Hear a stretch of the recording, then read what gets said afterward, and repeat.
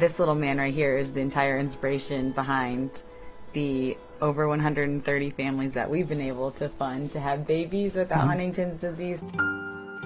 A true gift and miracle for former Fox 8 reporter, now NBA Sideline reporter Allie LaForce, and her husband, Major League Baseball veteran Joe Smith. Allie and Joe welcome baby Jacob, just under 7 pounds, back on November 10th. I looked at him one night when I was nursing him early on, and I just said a little prayer, and I looked at him, and it dawned on me that he would never have Huntington's disease, and I just started crying. We cried together, and we prayed together, and we thank God and Lee for allowing us to have this little blessing of a baby. Huntington's disease runs in Joe's family. His mom, Lee, was diagnosed with HD back in 2012 and sadly passed away in 2020.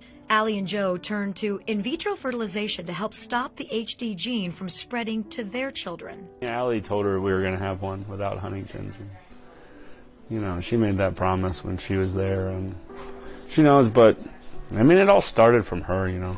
She was the one that, she went on camera, you know, the first time we started really putting stuff on the internet, and it's hard. Allie and Joe began their IVF journey 3 years ago with their first egg retrieval, a process Allie jokes Joe never believed would come to fruition. I think Joe stopped believing that I was ever going to have a baby because I'd say, oh, we'll put him in. Okay, wait, I'll work March Madness, then I'll put him in. Oh, wait, I'll do the NBA playoffs, then I'll put the embryo in. And he's like, whatever, you're never going to give me a kid. Joe and Allie's journey to becoming parents has not been a smooth one. Allie's been very transparent about their miscarriage and painful IVF treatment, all while traveling around the country for work. I think about working March Madness this year, and it makes me think of last year's March Madness when I was, you know, at halftime of basketball games, running into the arena bathrooms and taking my progesterone shot, and that feels like centuries ago, but it was worth every moment. I mean, traveling on airplanes with coolers and part of a very long journey, but I would do it over and over again 1,000 times. What are you doing?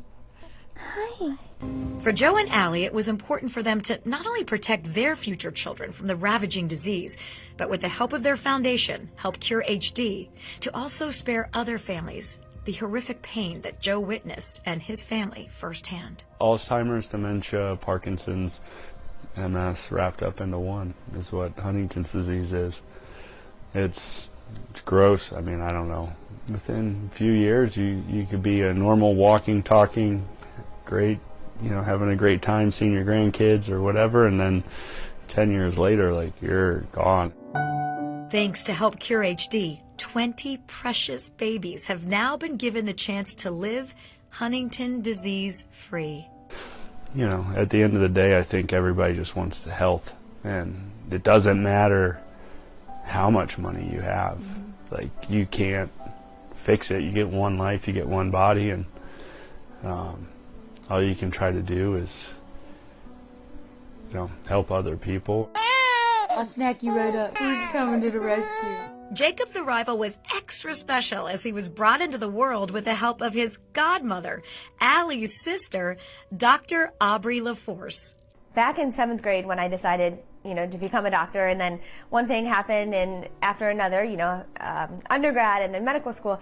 But since day one, she was like, you're going to deliver my babies.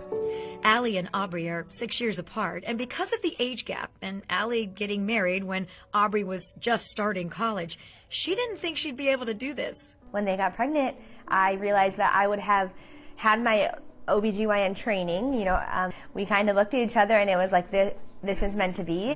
Jacob's arrival, while not a speedy one, was a true sporting event. Allie's labor started in the early morning hours of November 9th. I was contracting every minute from 9 in the morning until like 3 or 4 in the afternoon. And they go, oh God, you're still 2 centimeters dilated. And I said, what does that mean? They're like, well, it could take, you know, another 24 hours or so. And I go, give me the epidural. And in the wee hours of November 10th, with Allie's family all in the room to witness this little one's miraculous arrival in what Allie describes as bleacher seating, Jacob, precious Jacob, made his debut. Allie says having her sister guide her and direct her and cheer her on during the entire process and delivery made all the difference. Her encouraging me through the pushes and using some techniques that I didn't know about that only doctors know to get me to push the strongest that I could and bring out the athlete in me, the best mom and the competitor in me. And I know for a fact that it was such a smooth delivery because she was by my side. There was never even an ounce of fear in my whole soul. I was just told that you were going to bring him to me. I just knew it. Yeah. Now, Allie and Joe are just so grateful to have a healthy baby and looking ahead to expanding their family one day. Potentially 3 more little Jacobs. I said the 2 days nuts. after delivering, I'm ready for another one. Yeah. I said timeout. In Vermillion, Stephanie Schaefer, Fox 8 News.